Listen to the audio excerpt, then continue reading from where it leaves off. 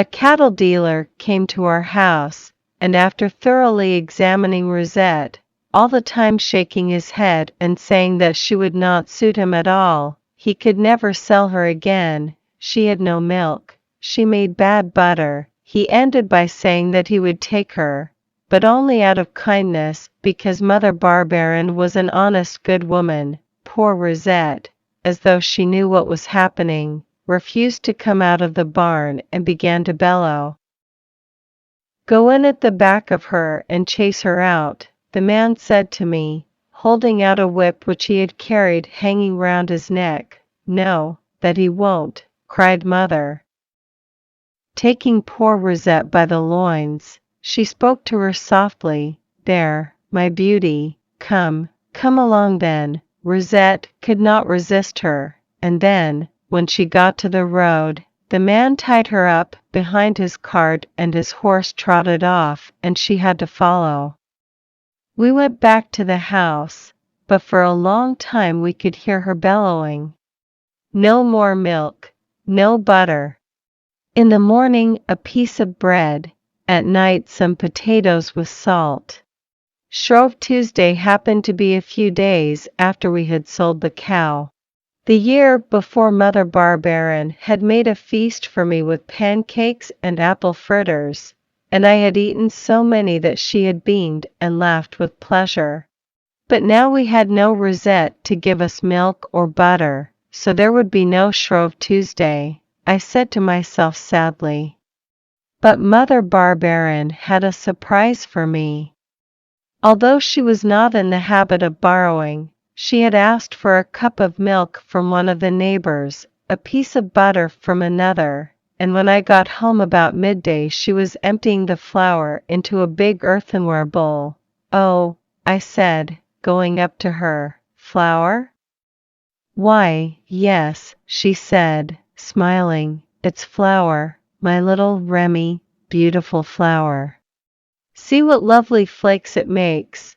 Just because I was so anxious to know what the flour was for, I did not dare ask. And besides, I did not want her to know that I remembered that it was Shrove Tuesday for fear she might feel unhappy.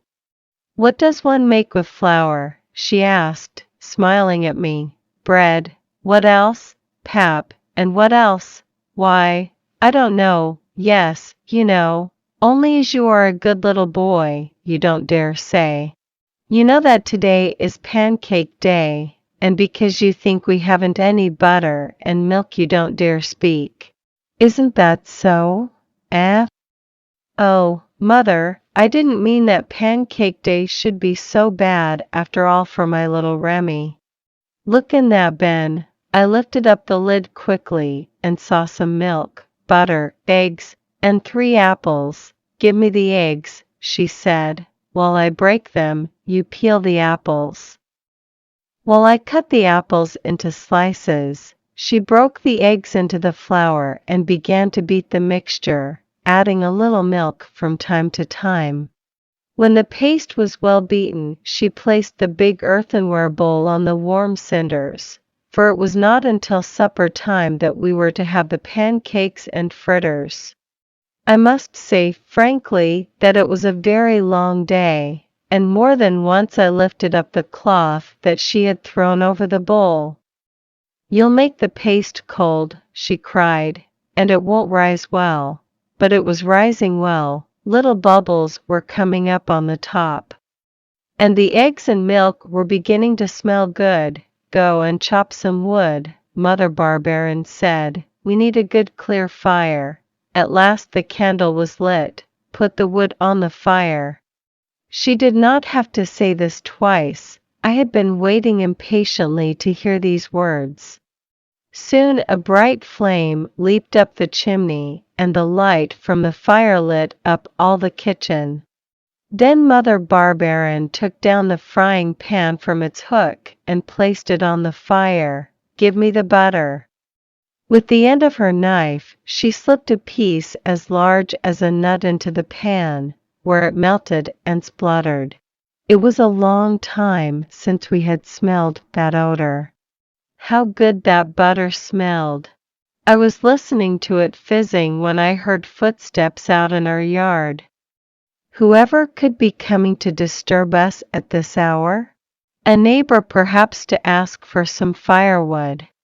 I couldn't think, for just at that moment Mother Barberin put her big wooden spoon into the bowl and was pouring a spoonful of the paste into the pan, and it was not the moment to let one's thoughts wander.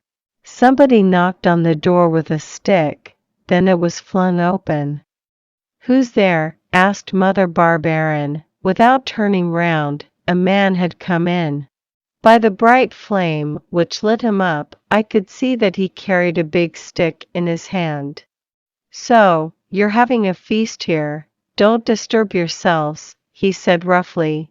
"Oh, Lord!" cried Mother Barberin, putting the frying pan quickly on the floor. "Is it you, Jerome?" Then, taking me by the arm, she dragged me towards the man who had stopped in the doorway. "Here's your father."